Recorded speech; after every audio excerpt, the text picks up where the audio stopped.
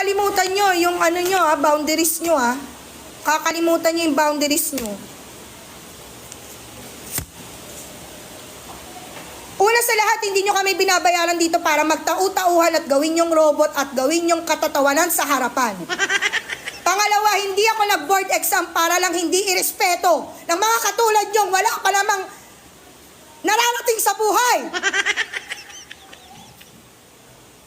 Ang kakapal ng mga mukha nyo.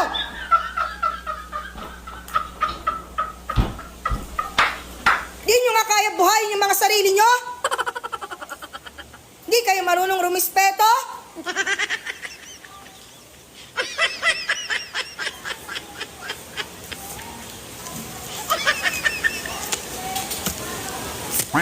Mag-board exam din kayo para malaman nyo kung hanggang saan kayo.